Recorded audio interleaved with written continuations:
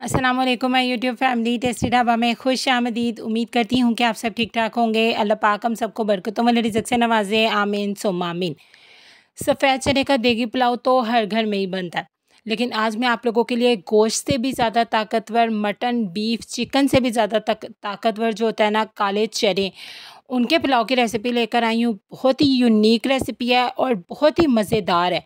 बहुत ही जल्दी बन के तैयार होती है और हेल्दी इतनी है कि क्या बात है। बस आप लोगों ने एक काम करना है कि वीडियो को बिना स्किप किए लास्ट तक देखना है, जिससे क्या होगा कि आप लोग ये मज़ेदार खिले-खिले काले चने वाला जो पुलाव है ना अपने घर में बनाकर एंजॉय कर सकते हैं। यहाँ पे सबसे पहले बिस्मिल्लाहिर्रहमानिर्रहीम एक प्यारी सी कढ़ाई में मैं शामिल कर दूँगी तकरीबन आधा कप कुकिंग ऑयल का। आप चाहें तो घी भी शामिल कर सकते हैं। 2 मीडियम साइज़ के स्लाइस किए हुए प्याज है मेरे पास, वो इसके अंदर शामिल कर देंगे। अब आपने यहाँ पे प्याज को ना बिल्कुल लाइट सा जो प्यारा सा गोल्डन कलर होता है ना इस तरीके का, यहाँ पे आने तक के लिए इसे फ्राई कर लेना है। 2 से 3 टेबलस्पून ये फ्राई किए हुए प्याज हम लोग निकाल लेंगे, वो लास्ट में सर्विंग में पेश करेंगे। अब इसके साथ ही मैं इसके अंदर शामिल कर दूँगी 3 से 4 टेबलस्पून पानी के, ताकि जो प्याज़ों के फ्राई होने का प्रोसेस है ना वो यहीं पे रुक जाए। अब इस स्टेज पे शामिल करेंगे 2 टेबलस्पून भर के लहसुन अदरक का पेस्ट, फ्रेश कुटा हुआ पेस्ट है जो मैं यहाँ पे शामिल कर रही हूँ। इसको फ्राई कर लेंगे प्याज के अंदर, ताकि जो लहसुन की जो रॉ वाली स्मेल है ना वो ख़त्म हो जाए। तो जैसे ही लहसुन की बहुत ही प्यारी सी भीनी सी खुशबू आने लग जाएगी, तो यहाँ पे कुछ खड़े गरम मसाले हैं मेरे पास, जिसमें है 1 टीस्पून सूखा धनिया है, हाफ़ टी स्पून काली मिर्च है, 1 टीस्पून ज़ीरा है, 2 बादियान के फूल हैं, 1 बड़ी इलायची है, 4 से 5 अदद छोटी इलायची हैं और 2 छोटे-छोटे दालचीनी के टुकड़े हैं।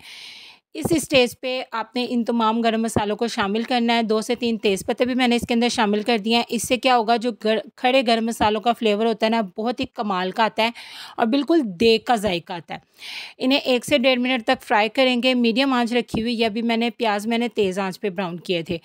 एक मीडियम साइज़ का टमाटर मैंने कटिंग करके रखा हुआ है रफली सा, बस मैंने इसे कटिंग किया है, कोई हाथ मैंने इसे चॉप नहीं किया। अब इसमें स्पाइसेस शामिल करेंगे। 1 टेबलस्पून नमक का शामिल कर दूँगी, 1 टेबलस्पून भर के ही मैं यहाँ पे शामिल करूँगी पिसी हुई लाल मिर्च का। नमक मिर्च आप अपने टेस्ट के अकॉर्डिंग शामिल कर सकते हैं।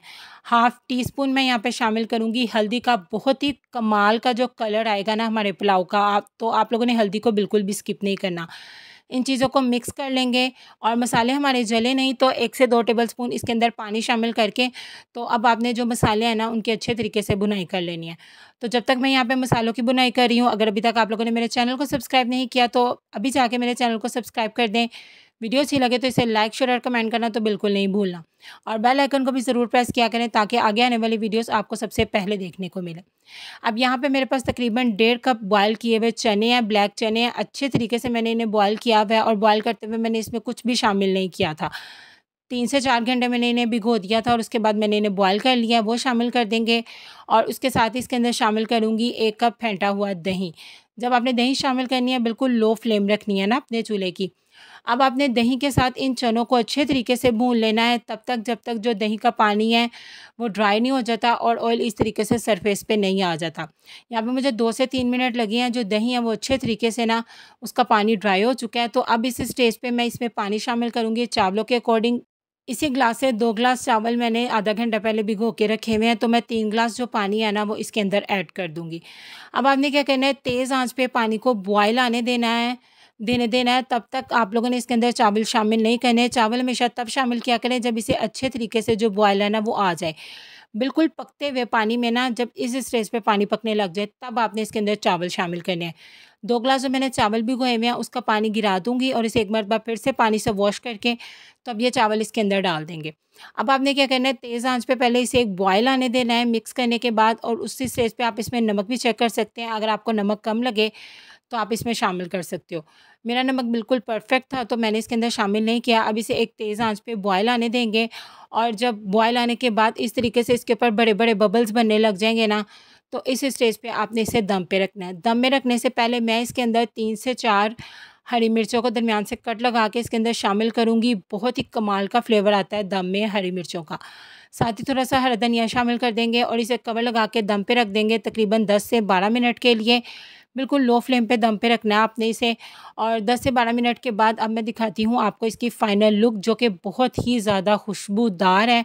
यकीन मानिए जब मैंने इसका फ्लेम ऑफ करके इसका ढक्कन उठाया था ना दम से, तो बहुत ही प्यारी खुशबू आई थी पूरे किचन में। और ये देखिए चावल का एक-एक दाना जायकेदार और खिला-खिला बन के तैयार हुआ है। म मजाल है कि एक भी चावल जो है वो हमारा टूटा हो और इतनी मज़ेदार खुशबू आ रही है और जायके में भी ये बहुत ही बेमिसाल है। खिले-खिले चावल बन के तैयार होते हैं, तो इस रेसिपी को आपने ज़रूर ट्राई करना है। तो अब मैं क्या करूँगी, इसे डिश आउट करते हैं और आपको इसकी फाइनल लुक भी दिखाते हैं। ये देखिए माशाल्लाह कितने खिले-खिले जो हैं वो हमारे चावल बन के तैयार हुए हैं। इसको डिश आउट करते हैं और लास्ट में इसके ऊपर जो हमने फ्राई की हुई प्याज़ निकाली थी वो भी इसके ऊपर सजा देंगे। बहुत ही प्यारी लुक भी आएगी और बहुत ही प्यारी जायका भी आएगा उससे। तो ये देखिए माशाल्लाह माशाल्लाह फाइनल लुक हमारे काले चने पुलाव की कितनी ज़्यादा कमाल की है। बहुत ही हेल्दी रेसिपी है ये। तो आप लोगों ने मेरी इस रेसिपी को ज़रूर ट्राई करना है और फिर मुझे कमेंट सेक्शन में आकर बताना भी है कि आपको मेरी ये रेसिपीज़ कैसी लग रही हैं। दुआ में याद रखिएगा, अपना बहुत ज़्यादा ख्याल रखिएगा। अल्लाह हाफ़िज़।